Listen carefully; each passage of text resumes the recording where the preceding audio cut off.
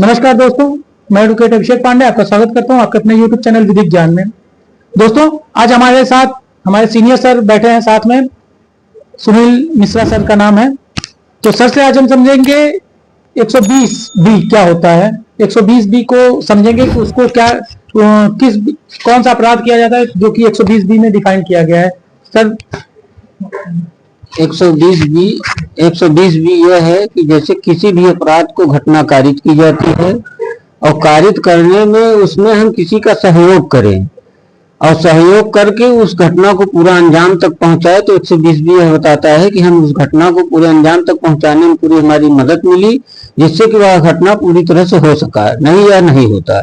इस वजह से इसमें सहयोग करने की वजह से जो है इसमें अगले आदमी को भी अपराधी बनाया जाता है और उसको सजा दिलाई जा सकती है। सर इसमें सजा जो है वो कितने साल की हो जाती है? सजा इसमें करीब 4-5 साल की लगभग इसमें भी होगी। 4 से 5 साल की सजा है इसमें।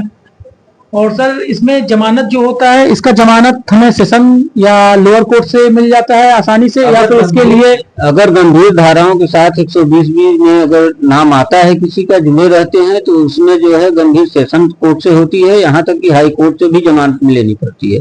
अगर उसमें सिर्फ 120 बी में लोअर कोर्ट की धाराओं के साथ है तो उसमें लोअर कोर्ट से भी इसकी जमानत मिल जाती है। सर एक सवाल काफी हमारे व्यूअर्स का था कि पूछते थे कि लोअर कोर्ट में मतलब कौन सी धाराएं हैं या कितने साल तक की धाराएं जिनमें जो कि लोअर कोर्ट से उसकी बेल मिल जाती है, और कौन सी धाराएं हैं जो कि सेशन कोर्ट से होती है, और कौन सी धाराओं में जो बेल होती है वो हाई कोर्ट से मिलती है, ये बता दीजिए। तमाम ऐसी धाराएं हैं आईपीसी की या बीएनएस की जिसमें 7 साल तक की जितने सजा हैं उसमें सारी बेलें हमको लोअर कोर्ट से मिलेगी, उसमें हमको सेशन कोर्ट जाने की जरूरत ही नहीं है।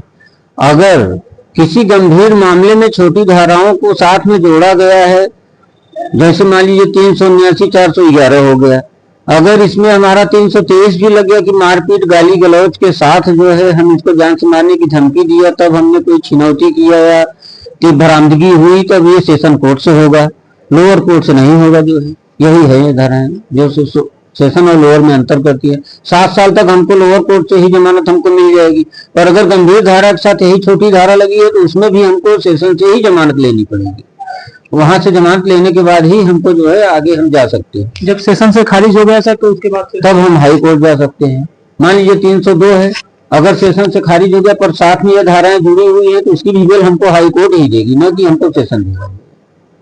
तो मतलब सर कोई गंभीर धारा है, जैसे कोई मर्डर की धारा 302 है जो कि अब बीएनएस में 103 हो गया है, तो उसके साथ में अगर 115(2) लग गया हो तो क्या 115(2) की जमानत कचहरी से या मतलब लोअर कोर्ट से मिल जाएगी, उसके बाद हाई कोर्ट से लेना पड़ेगा, दोनों की हाई कोर्ट से ही लेनी पड़ेगी? दोनों की हाई कोर्ट से लेनी पड़ेगी, क्योंकि अगर जो भी संबंधित अटैच में जितनी धाराएं रहेंगी अगर वो खारिज होगा तो साथ में वो भी निरस्त होगा, तो उसकी सारी जमानतें हमको हाई कोर्ट से लेनी पड़ेगी। ठीक है, आपको ये वीडियो अच्छा लगा होगा, आपको संपूर्ण छोटी छोटी जानकारी मिली होगी कि जमानत कैसे होता है, किन धाराओं की जमानत कहाँ पे की जाती है, कौन सी धाराओं में लोअर कोर्ट से जमानत मिल जाएगी, कौन सी धाराओं में कितने साल की सजा में आपको सेशन कोर्ट से जमानत मिलेगी, हाई कोर्ट में कौन सी जमानत जाएगी।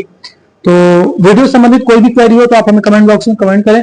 हमारे व्हाट्सएप नंबर पे आप हमें व्हाट्सएप भी कर सकते हैं, और कॉल करने के लिए आप हमें सबसे पहले 200 रुपए का पेमेंट करेंगे लीगल फीस, उसके बाद आप हमें कॉल कर सकते हैं।